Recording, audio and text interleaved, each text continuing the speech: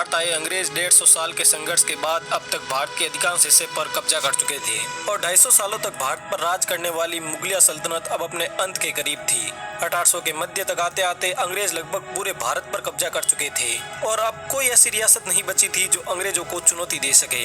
इस समय तक अंग्रेजी हुकूमत भारत में अपने सबसे सुनहरे दौर से गुजर रही थी। लेकिन क्या आपने कभी सोचा है कि जब भारत में अंग्रेजों का ये सुनहरा दौर चल रहा था तब आम भारतीयों की जिंदगी कैसी थी और आखिर 1800 के दौर में भारत में लोग किस तरह से रहा करते थे? क्या उनकी जिंदगी अब मुगलों के जाने के बाद बेहतर हुई या फिर अंग्रेजों के आने से बदतर हो गई?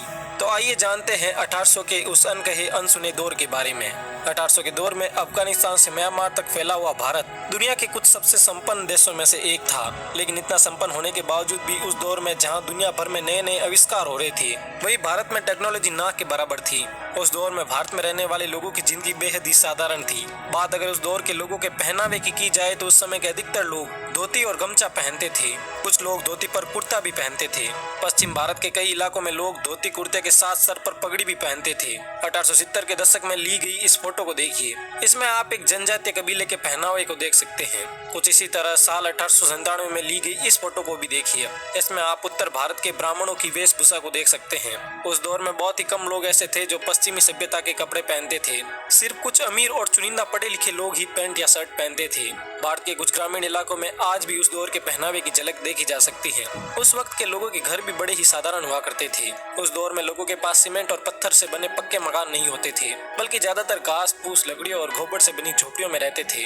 अगर बात उस समय की आबादी की जाए तो उस समय पूरे भारत की आबादी सिर्फ 16 करोड़ थी और पूरे भारत से हमारा मतलब है अफगानिस्तान से लेकर म्यांमार तक का अखंड भारत। एक तरफ जहां उस दौर में इतनी कम आबादी थी, वही बात अगर आज की जाए तो आज इन 5 देशों की कुल आबादी 182 करोड़ है। उस दौर में जनसंख्या कम होने के बावजूद भी इतने काम धंधे नहीं थे। अधिकतर लोग खेती, किसानी और पशुपालन पर निर्भर रहते थे। उस वक्त भारत में अधिकतर नील, कॉटन, अफीम और धान की खेती होती थी। खेती किसानी के अलावा कुछ लोग शहरों में जाकर मिलों में मजदूरी भी करते थे। उस समय आय के साधन इतने सीमित थे और जमींदारों को इतना प्रभाव था कि लोग दिन भर काम करने के बावजूद भी सिर्फ 2 वक्त की रोटी जितना ही कमा पाते थे। उस दौर में लोगों के पास मनोरंजन के इतने साधन नहीं होते थे, इसलिए लोग दिन भर काम करके शाम को घर वापस आने के बाद भजन कीर्तन करके अपना समय व्यतीत करते थे। टाइम पास करने के लिए लोग कभी कभी कबड्डी और खो खो जैसे देसी खेल भी खेलते थे। क्रिकेट जैसे खेल तो उस दौर के लोग जानते भी नहीं थे। उस वक्त लोग पूजा पाठ में ज्यादा विश्वास रखते थे, इसलिए वे खाना भी भजन कीर्तन करने के बाद ही खाते थे। उस दौर के अधिकतर लोगों के खाने में गेहूं, चावल और सब्जियां होती थी।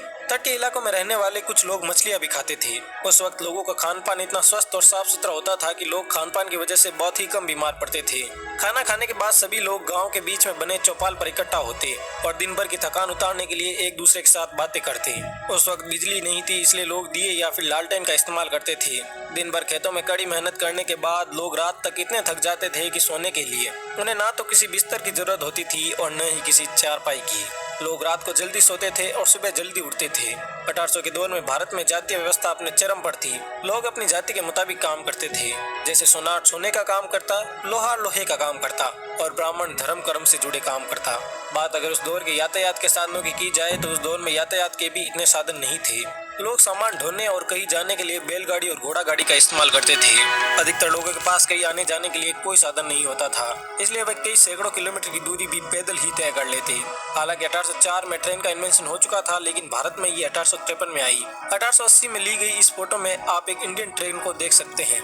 आज जहां पोल्यूशन भारत के लिए एक बड़ी समस्या है, वही उस समय पोल्यूशन का नामो निशान भी नहीं था। हवा